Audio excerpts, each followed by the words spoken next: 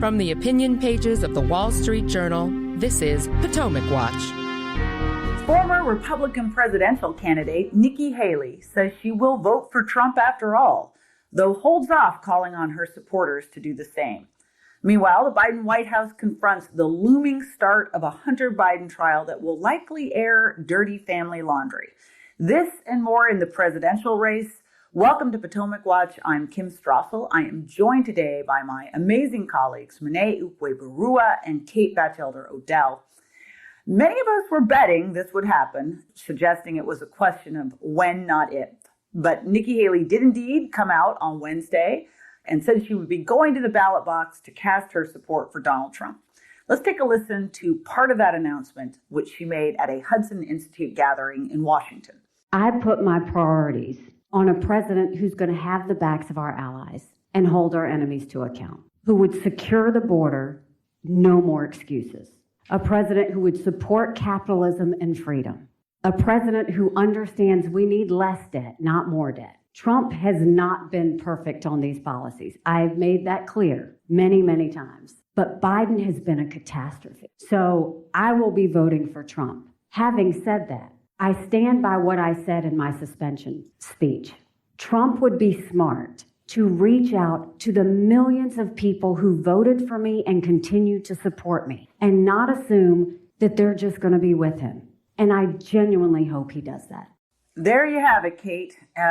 Just to remind people, Haley was the last real challenger to Donald Trump until she suspended her campaign in early March. She performed quite well in a number of states, up to 40% in some of the early ones. Unlike other challengers to him, Tim Scott, Doug Burgum, she's held out on endorsing him. That is undoubtedly because the race toward the end between them got pretty charged.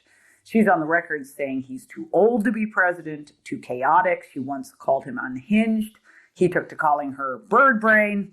And in late February, right before suspending her campaign, she said, quote, "I feel no need to kiss the ring. My political future is of no concern," end quote. Now, rare is the politician who says that and actually means it. She's making the case here that she's doing this because she just can't bring herself to vote for Biden, and I understand that. I'd also note that she did raise her hand back during that Fox News primary debate last year in which all the candidates were asked if they'd support Donald Trump if he became the nominee.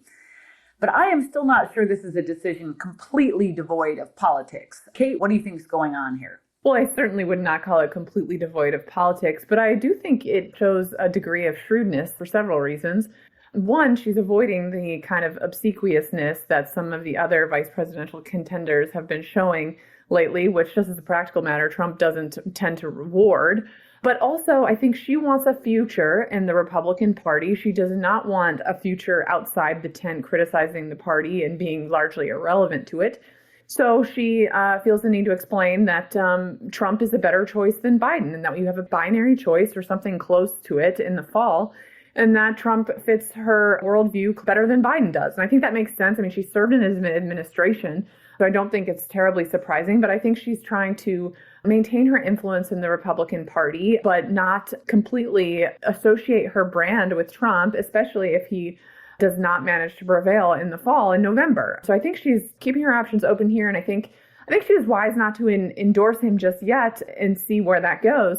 But I do think this is consistent with kind of how she has played her cards, and I think it's consistent with, for instance, looking back on her campaign and thinking about how she talked about issues like abortion, saying, look, we don't have 60 votes in the Senate. She has, I think, a pattern of telling voters, this is the world as it exists. We have a Trump-Biden choice in the fall, and I think Trump approximates my philosophy more closely. So I agree there is certainly some political angling going on here, but I think this is a good fit for her as she tries to maintain her influence in the party. The influence point I agree with, I think is really, really important. Let's not forget that even if Donald Trump wins presidency this year, that he will be limited to one term. And so that future of the party is going to come sooner rather than later.